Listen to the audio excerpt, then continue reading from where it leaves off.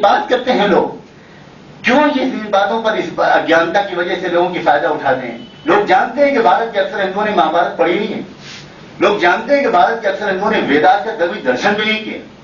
अगर मैं आपसे ही पूछूं तो आप शायद बुरा मान जाएंगे, ये तो मैं नहीं करूंगा कि आपसे पूछूं खड़ा करके कि भाई जिन लोगों ने वेदों के दर्शन किए, अक्सर लोग कहेंगे कि हमने नहीं देखा। हम आपसे पूछें कि ब्रह्मसूत्र कैसे कहते हैं, तो शायद आप में से अक्सर लोग कहेंगे कि हमको नहीं मालूम। मुझे हैरत है कि मुसलमान कलमा पढ़े बगैर मुसलमान नहीं होता, हिंदू ब्रह्मसूत्र पढ़े बगैर हिंदू कैसे हो गया। एकम ब्रह्म द्वितीयो नास नी न किंचन नास।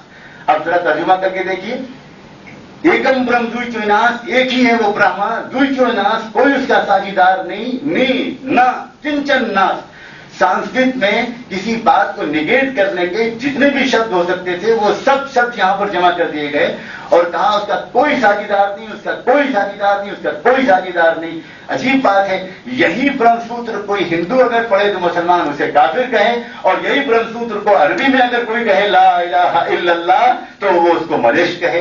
ये कहां की शराफत और कहां का इंसाफ है। ये इसी तरह की बात है कि मैं कहूं कि साहब ये मैं पानी पीना चाहता हूं, आप कहें नहीं साहब पानी नहीं पिलाऊंगा, जल पिलाऊं। भाई साहब मैं प्यास से मरा कर रहा हूं, आप जल ही पिला दीजिए। तीसरा कोई साहब बहुत ज्यादा पढ़े लिखे काबिल बैठे हो, कहीं साहब मैं तो वाटर पिलाऊंगा, मैं तो जल नहीं पिलाऊंगा। ये क्या लड़ाई है।